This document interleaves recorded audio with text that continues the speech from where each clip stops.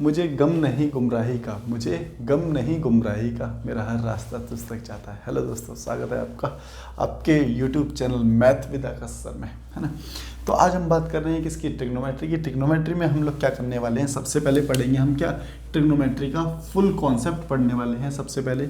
उसके बाद trigonometry all example करेंगे, जितने भी एग्जाम्पल हैं सारे के सारे करेंगे। ऑल एक्सरसाइज क्वेश्चंस करेंगे, इसके जितने भी क्वेश्चंस हैं वो करेंगे। ट्रिग्नोमेट्रिक रेशो टेबल को देखेंगे हम, और ट्रिग्नोमेट्री में आइडेंटिटी जो होती है उस चीज़ को देखेंगे हम, और प्रूफ दैट के जितने भी क्वेश्चन होंगे वो करेंगे।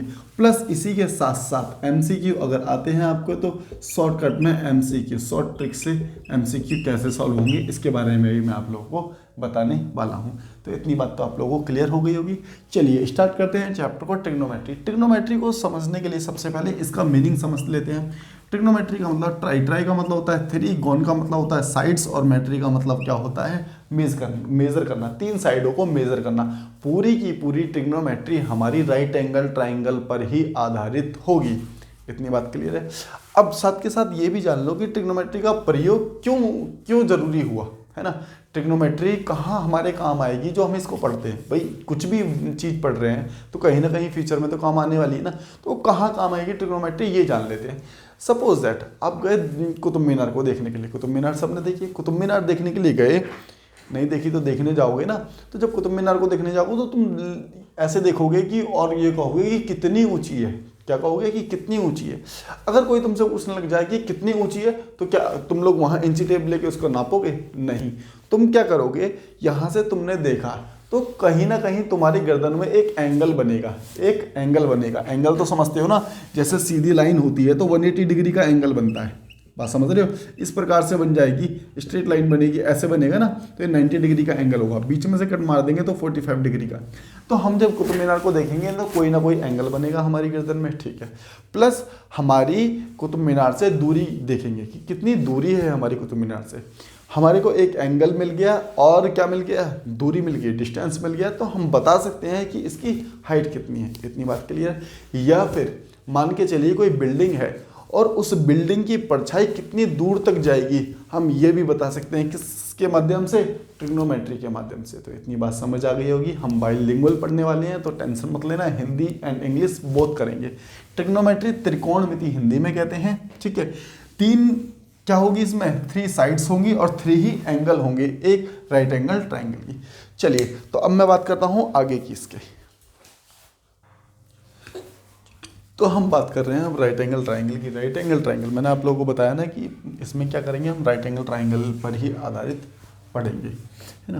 तो देखो राइट एंगल ट्राइंगल में सबसे पहले क्या होता है, इस वाली साइड को सबसे बड़ी भुजा होती है, सबसे बड़ी साइड्स क्या होती है, हाइपोटेनस, जिसे कर्ण कहते हैं। अगर मैं आधार की बात करूं तो आधार ये है, इसका बेस हो गया, और अगर परपेंडिकुलर की बात करूं तो इस वाली भुजा को परपेंडिकुलर कहते हैं। लेकिन एक बात याद रखना, इसका बेस और परपेंडिकुलर बदलता रहता है। बेस और बहुत ही अहम चीज़ है कि बेस और परपेंडिकुलर बदलता रहता है, लेकिन हाइपोटेनियस कभी नहीं बदलेगी। इस बात को समझना है। एडजेसेंट साइड भी इसे ही कहते हैं, ठीक है। कैसे, देखो अगर मैं बात कर रहा हूँ इस वाले एंगल की, थीटा की बात कर रहा हूँ, तो इसके सामने वाला ही परपेंडिकुलर होगा। मेरी बात को समझना, सामने वाला क्या होगा, परपेंडिकुलर होगा। और बची हुई दूसरी साइड क्या हो गई, इसके अपोजिट में, इसके बची हुई साइड्स क्या हो गई, इसे हम बेस कहेंगे, ठीक है। 90 डिग्री के सामने वाली को हम कर्ण कहते हैं हमेशा। 90 डिग्री के जो सामने होगी उसे क्या कहेंगे, हाइपोटेनियस कहेंगे। बात समझ गए ना। जो एंगल पूछा जाएगा उसे परपेंडिकुलर, 90 डिग्री के सामने वाली क्या हो गई हमारे पास, हाइपोटेनियस। तो बची हुई भुजा हमारे पास क्या हो गई, बची हुई भुजा हमारे पास बेस हो गई।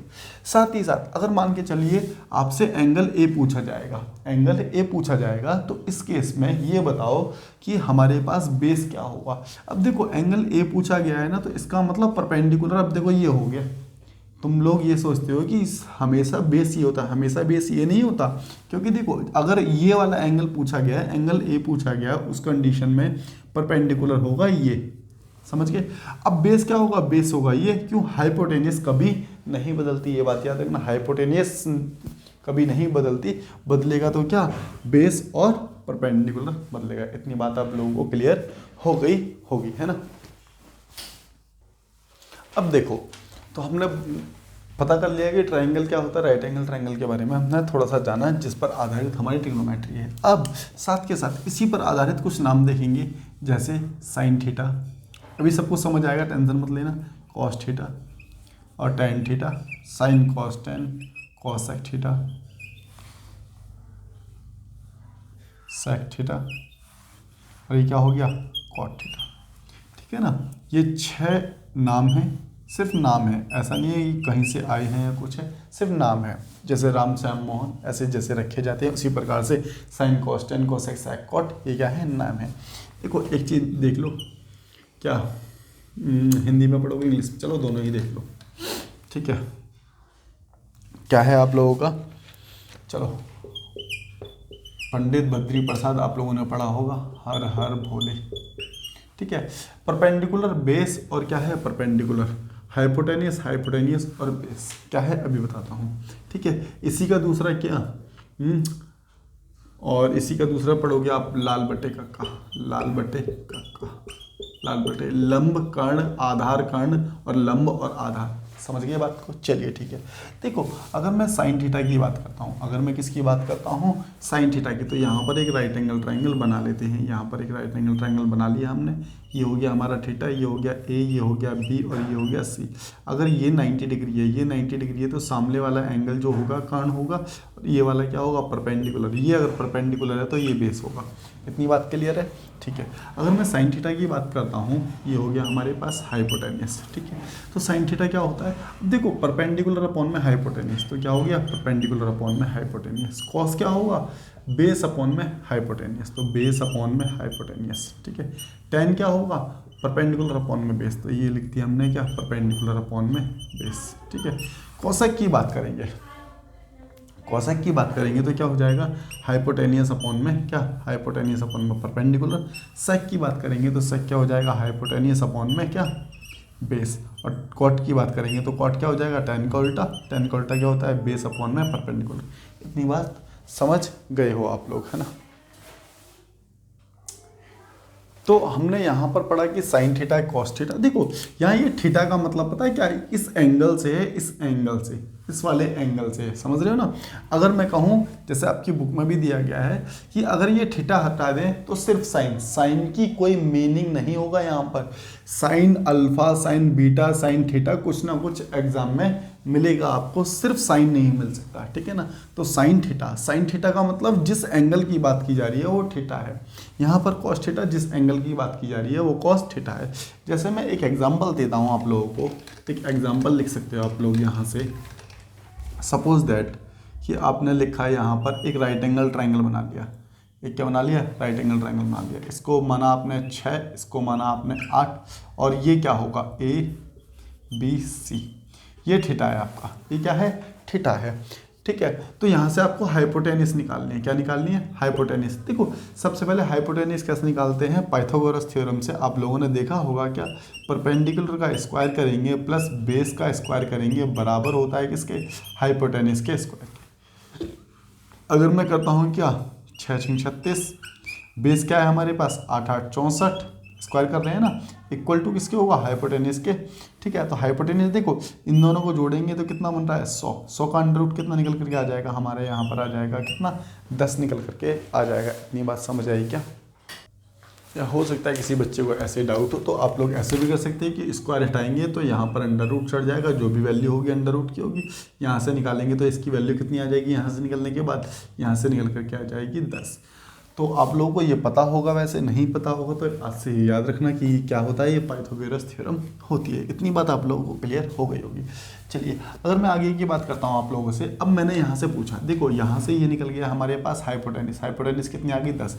अगर मैं आप लोगों से पूछता हूँ कि बताइए साइन थीटा, साइन थीटा क्या होगा, तो साइन थीटा का मतलब क्या होता है, परपेंडिकुलर अपॉन में हाइपोटेनियस, तो साइन थीटा कितना आ जाएगा हमारे पास, 6/10।